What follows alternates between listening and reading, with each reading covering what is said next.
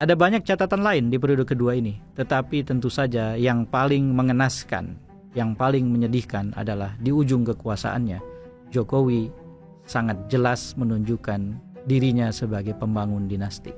Ia adalah Bapak Nepotisme Indonesia. Ada beberapa undang-undang, termasuk undang-undang yang amat sangat penting, yang dibuat dengan cepat, tetapi akhirnya ditolak oleh masyarakat. Ini yang kemudian menjadi pokok soal ketika Jokowi akan menanggalkan atau meninggalkan kekuasaannya. Sebab justru di ujung itulah orang mengendus bau yang amat sangat kuat tentang politik dinasti. Ketika ia menjadi begitu nepotis. Menurut hemat saya, menjadi nepotis tidak memerlukan waktu untuk memutuskannya. Tetapi menghindari nepotisme, menghindari politik dinasti, dan mengatasi sekat pengelompokan yang ada di dalam masyarakat dan ada di atasnya, berjuang untuk semua orang, membutuhkan bukan saja kecepatan tindakan, tetapi juga ketepatan, kelayakan, keelokan, kepatutan. Itulah yang diabaikan.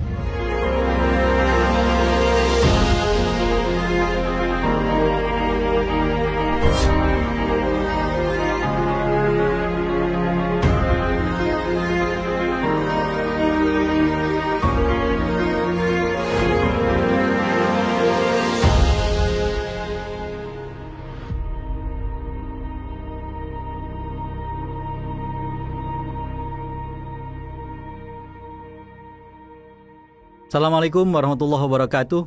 Jumpa lagi dalam Keep Talking, Kang Ep bicara. Saya ingin melanjutkan pembicaraan soal kenangan terhadap Joko Widodo atau Jokowi. Dan memang banyak kenangan itu, tetapi sekali lagi saya tidak akan membuatnya terlalu personal. Saya ingin mengaitkannya dengan kebutuhan kita untuk merawat dan menjaga demokrasi. Apapun, Jokowi sebentar lagi akan melepaskan jabatannya sebagai presiden 20 Oktober 2024, lalu menyerahkannya kepada Presiden terpilih Prabowo Subianto. Tentu saja salah satu bagian penting dari seorang presiden adalah apa warisan yang ia tinggalkan selepas ia tidak lagi berkuasa. Ada presiden yang akan dikenang sepanjang hayat karena sebegitu mendalam, sebegitu penting dan gentingnya warisan itu. Siapa yang akan lupa Soekarno misalnya di Indonesia sebagai presiden pertama yang membawa Indonesia menjadi negara merdeka dan modern. Tentu saja tidak mengabaikan nama-nama lain di seputar Soekarno bersama Soekarno.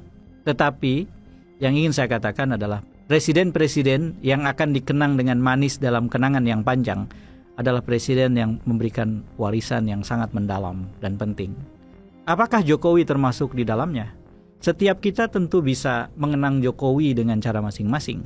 Tetapi salah satu hal yang tidak terbantahkan adalah dibandingkan dengan banyak presiden yang lain, Jokowi tampaknya bisa dikatakan sebagai presiden yang berhasil membangun infrastruktur dalam skala yang sangat besar dalam waktu yang cepat. Mungkin ini ada kaitan dengan apa yang dalam episode sebelumnya saya katakan. Jokowi punya kemampuan untuk mengatasi keterbatasannya dan menciptakan sistem kerja yang efektif.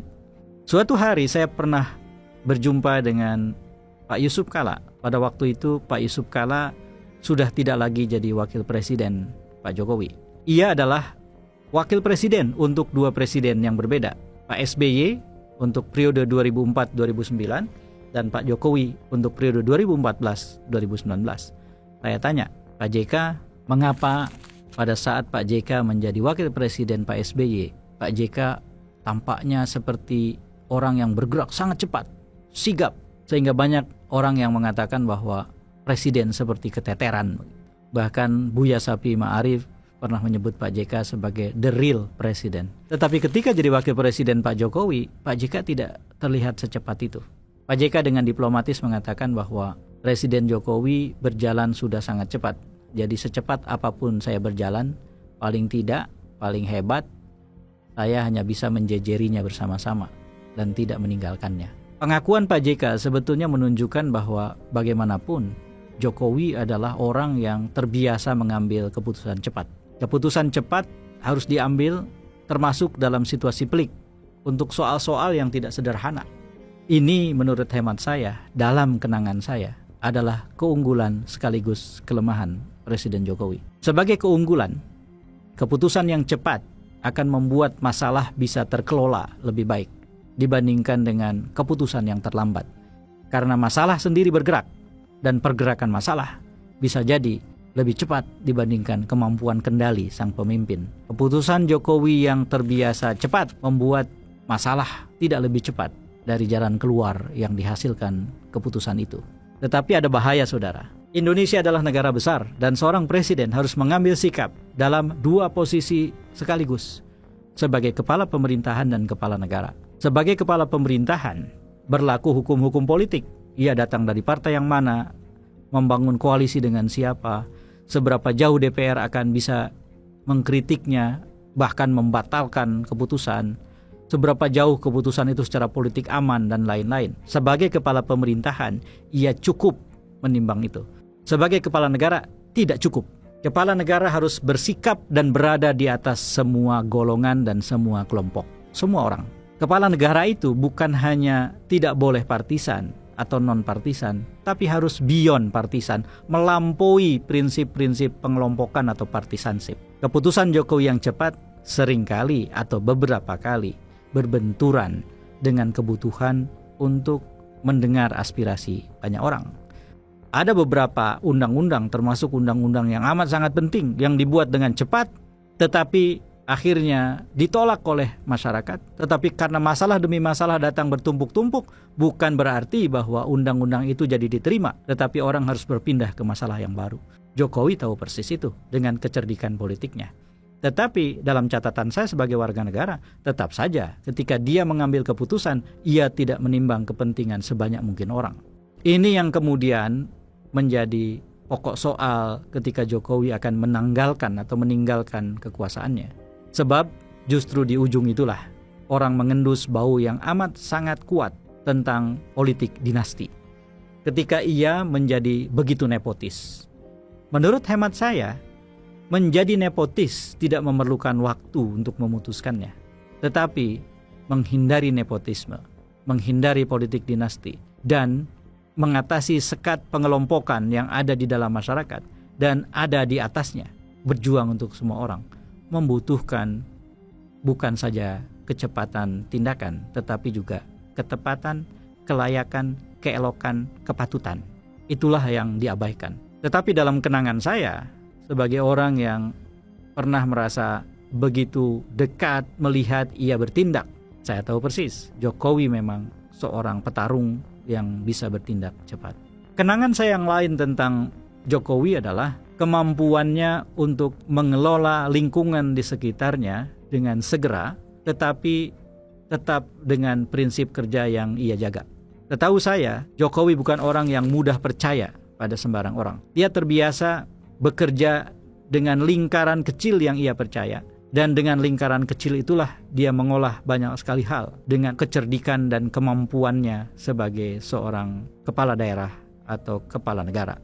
Ia kemudian memadukan apa yang ada di sekelilingnya, memobilisasi semua sumber daya di sekelilingnya untuk kepentingan yang ia rumuskan, tetapi pada saat yang sama, orang-orang di sekelilingnya itu merasa bahwa mereka dihargai, mereka mendapat sesuatu. Itulah yang oleh Detikcom ketika memberitakan soal pernyataan Pak Luhut tentang Jokowi sebentar lagi akan jadi kenangan, menggarisbawahi bahwa barangkali di mata Pak Luhut kenangannya begitu indah karena Pak Luhut sudah mendapatkan banyak dari kekuasaan Pak Jokowi, tetapi tidak di mata semua orang. Di mata saya sebagai warga negara, dalam konteks kemampuan manajemen kekuasaan Pak Jokowi, ada dua gaya yang tampaknya menjadi andalan Jokowi. Satu, ia terbiasa membangun loyalitas insentif.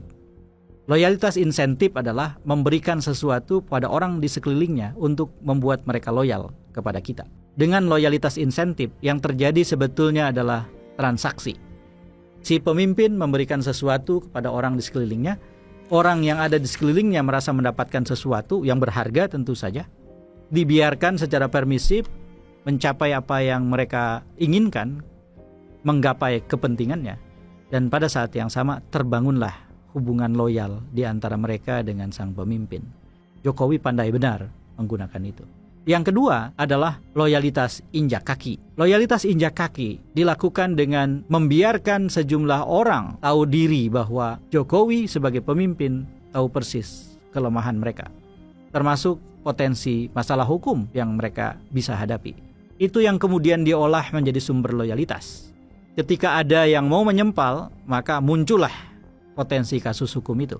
Ketika ia sudah berlawanan dengan orang itu atau dengan orang-orang itu, maka kemudian tembakan demi tembakan kriminalisasi lewat kasus-kasus korupsi dan kasus-kasus pidana yang lain dimunculkan.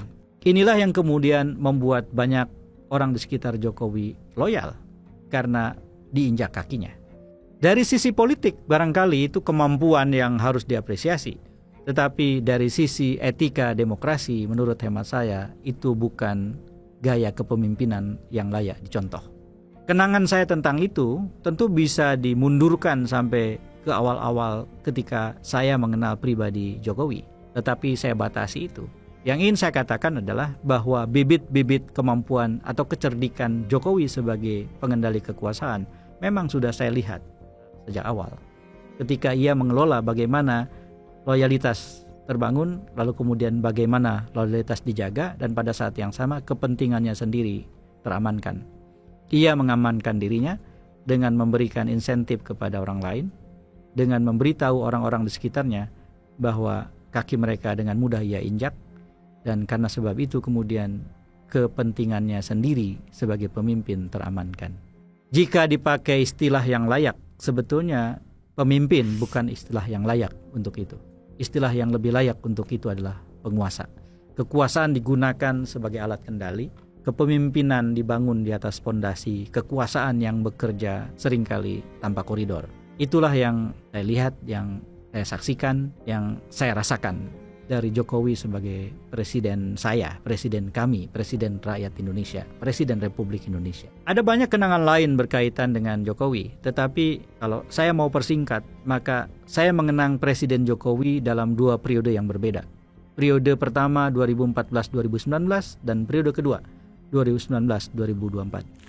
Dalam periode pertama, Jokowi mempraktekkan apa yang semestinya dipraktekkan oleh presiden yang sedang menjalani periode pertamanya. Ia berbaik-baik, dia mematut-matut diri, dia berusaha untuk membangun dukungan dan simpati sehingga berpotensi dipilih kembali dalam pemilu berikutnya. Ia pun kemudian misalnya menyeleksi para menterinya lewat KPK sehingga orang jadi tahu bahwa ia punya komitmen terhadap pemerintahan yang bersih.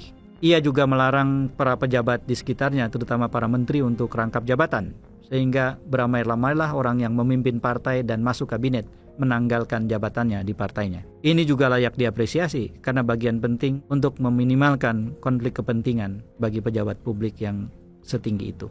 Jokowi melakukan banyak hal, pendekatan kepada rakyat, dia juga buat banyak kebijakan yang membuat banyak orang merasa bahwa untuk pertama kali mereka merasakan presiden yang sangat konkret bekerja. Tentu dengan mengatakan ini, saya tidak ingin mengatakan bahwa presiden-presiden sebelumnya tidak bekerja sama sekali. Bukan itu maksud saya. Lalu kemudian ketika masuk ke periode kedua, maka yang menurut saya terlihat adalah Jokowi yang asli. Ketika ia tahu bahwa tidak perlu lagi memantut-mantut diri karena di pemilu berikutnya ia tidak bisa ikut serta, maka kemudian berbagai langkah menunjukkan tabiat aslinya. KPK bukannya diperkuat, bukannya dimuliakan, malah dimandulkan. Revisi Undang-Undang KPK yang menjadi gagasan dari Presiden di awal periode kedua adalah salah satu warisan Jokowi yang menyedihkan menurut saya. KPK harus kembali dibangunkan kewibawaannya dan kekuatannya sehingga efektif menjadi lembaga anti rasuah. Ada banyak catatan lain di periode kedua ini, tetapi tentu saja yang paling mengenaskan, yang paling menyedihkan adalah di ujung kekuasaannya, Jokowi sangat jelas menunjukkan dirinya sebagai pembangun dinasti. Ia adalah bapak nepotisme Indonesia. Menurut hemat saya, itulah kenangan yang bisa saya sebutkan tentang Jokowi. Sekali lagi, dikaitkan dengan hal-hal baiknya, ia membangun infrastruktur dengan amat sangat masif dalam waktu yang segera. Saya hanya berharap bahwa ke depan ada 3 persoalan dalam infrastruktur yang akhirnya bisa diatasi oleh kepemimpinan berikutnya.